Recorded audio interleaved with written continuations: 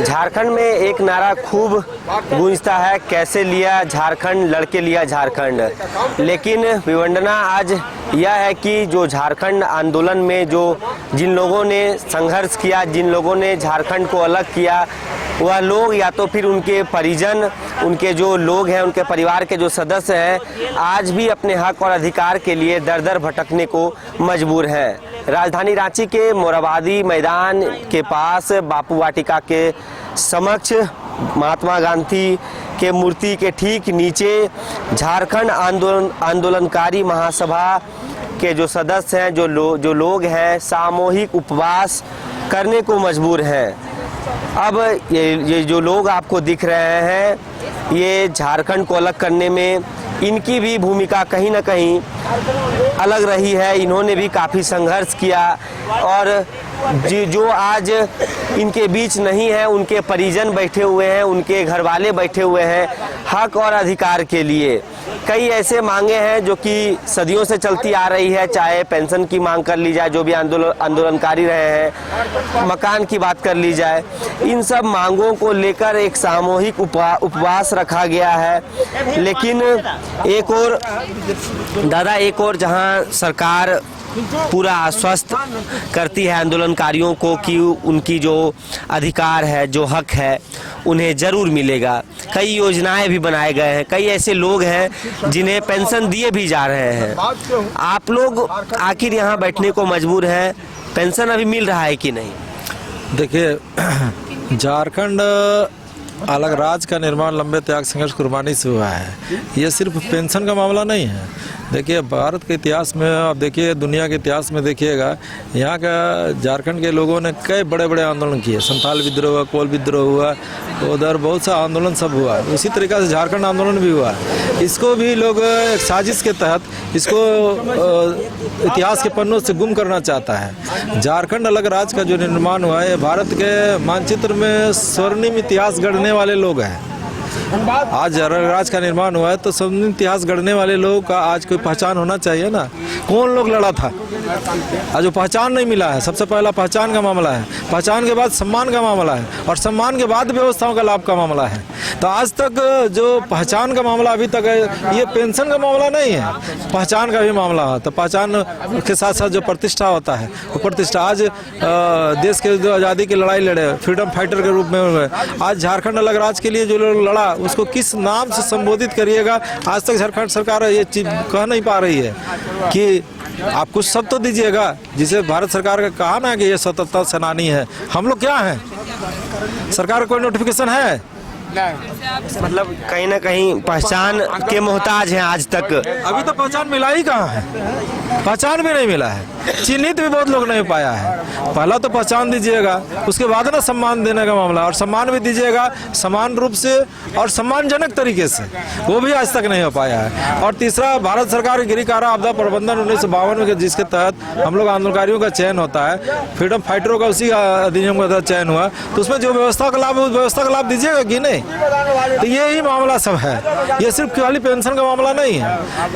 आज झारखंड सरकार के गजेटेरियन में हम लोग का नाम आना चाहिए था, ताकि आने वाला जनरेशन भी जानेगा कि कौन लोग झारखंड के लिए लड़ा था, वो भी नाम आना चाहिए। उसी तरह आंदोलनकारी कॉरिडोर का निर्माण होना चाहिए था।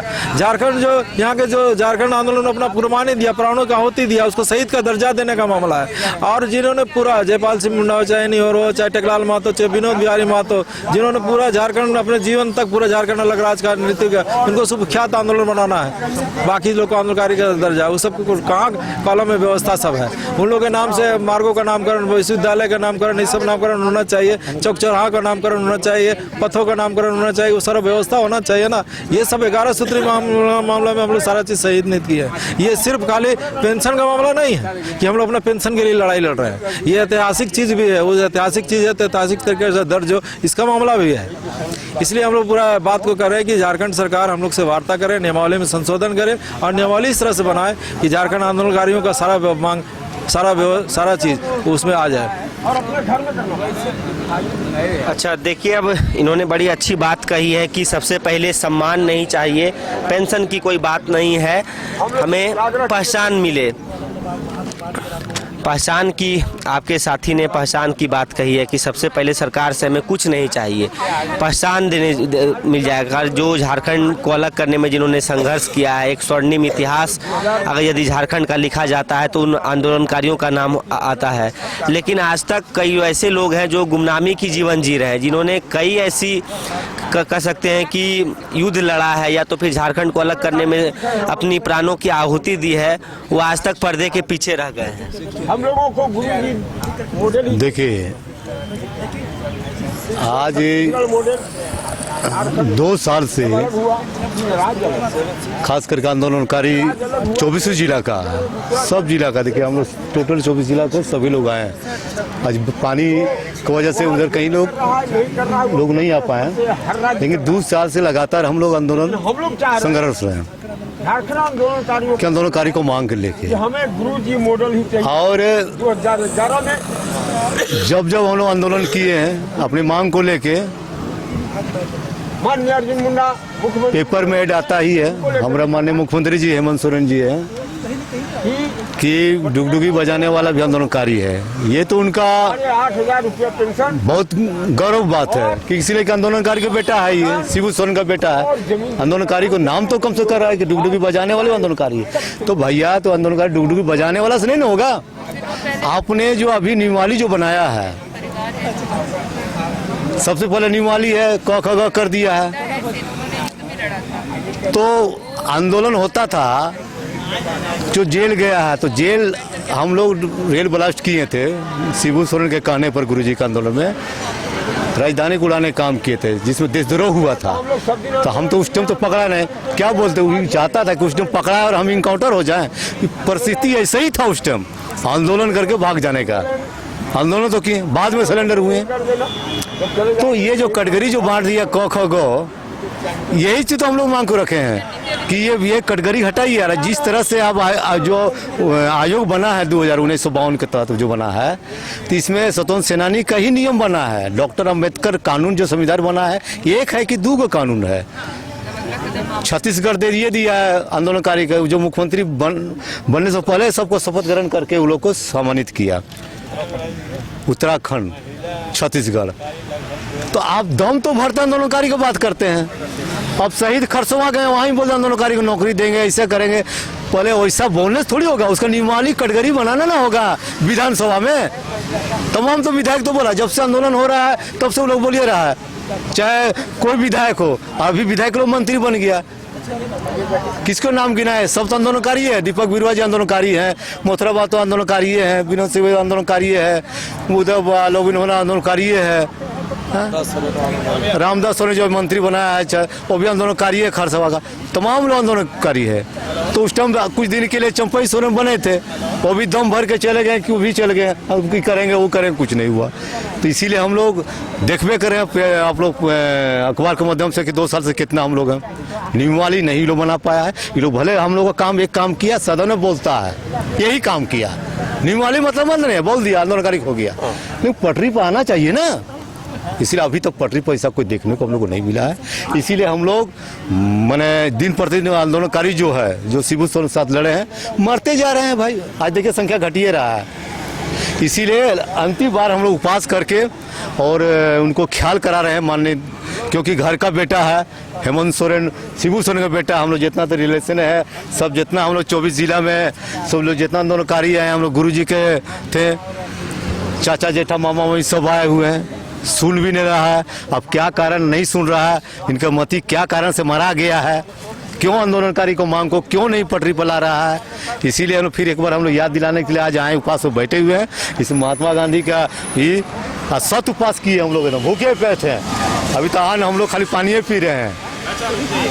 इसीलिए इस माध्यम से हम लोग अल्टीमेटम देंगे, अगला बार बैठेंगे तो पूरे अनशन करें। अब हम लोग नहीं उठेंगे चाहे जो भी हो।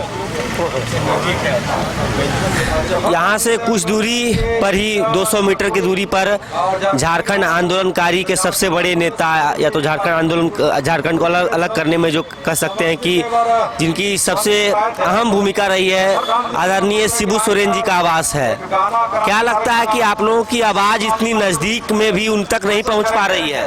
बिल्कुल पहुंच रही है। लेकिन आवाज को भी अनसुनी किया जा रहा है। कैसे नहीं सुनेंगे? इतना नजदीक में है और आवाज तो जाना ही जाना है और सुनाई पड़ना ही पड़ना है। लेकिन इन लोग का कान में जू नहीं रेंज रहा है तो बात ही अलग है। आज तो हम लोग आंदोलन कब से कर रहे हैं और करते जा रहे हैं, आज भी कर रहे हैं। आज तो सामूहिक उपवास में हम लोग हैं और इसके बाद हम लोग का अंतिम पड़ाव होगा आमरण अनशन, लास्ट। क्योंकि हम लोग आंदोलन शुरू से किए हैं, आज भी आंदोलन कर रहे हैं, तो भाई लाइफ तो उसी में गुजर गया। तो साल 2 साल जो बचेंगे उसको भी तो कम से कम ख्याल रखो। मैं यही माननीय हेमंत सोरेन जी से कहना चाहता हूं कि जो भी बचा है उनका ध्यान रखते हुए जो भी सुविधाएं हैं गुरु जी मॉडल देने का काम करें और अविलंब कैबिनेट से पास करके इसको पारित करने का काम करें और लागू करने का काम करें। तो देखिए, झारखंड को अलग करने में कहीं ना कहीं इन्होंने जिस प्रकार की बातें बताई हैं वो कहीं ना कहीं एक अहम बात मानी जा रही है। और जिस प्रकार से सबसे पहले इन्होंने बताया कि जो झारखंड का एक स्वर्णिम इतिहास जो लिखा गया है उसके पीछे कई लोगों का खासा योगदान है। सबसे पहले पहचान, फिर सम्मान, तब फिर व्यवस्थाओं का लाभ। तो सबसे पहले पहचान की मोहताज हैं कई ऐसे भी लोग हैं आज गुमनामी के जीवन जीने को मजबूर हैं। कई ऐसे भी आंदोलनकारी हैं जो अब इस धरती पे नहीं रहे हैं। उन सबों के लिए इनकी एक मांग है कि राज्य सरकार एक सही तरीके से नियमावली बनाए, उसके बाद सबकी पहचान हो और उन्हें उनका हक और अधिकार दिया जाए। तो क्या ये सामूहिक उपवास की आवाज़ यहाँ से कुछ दूरी पर ही झारखंड आंदोलन के प्रणेता गुरुजी यानी कि शिबू सोरेन का आवास है, वहाँ तक ये गूंज पहुँच पा रही है कि नहीं, यह काफ़ी अहम है। क्योंकि इनकी भी मांग कहीं ना कहीं जायज़ बताई जा रही है और लंबे समय से लगातार आंदोलन इसी प्रकार से किए जा रहे हैं। अब इन्होंने बताया है कि कह सकते हैं कि इस आंदोलन के बाद, इस सामूहिक उपवास के बाद आमरण अनशन पर बैठने को मजबूर होंगे यदि इनकी मांग नहीं मानी जाती है तो। फिलहाल इस खबर में इतना ही। अपने सहयोगी नूतन के साथ सौरभ सिंह, न्यूज़ बाइस्कोप, रांची। 5 राज्य, 61 शहर, 150 प्रोजेक्ट और एक वास्तु विहार। नई सोच, नया घर। बनाए रखिए अपना प्यार, सेवा में है वास्तु विहार।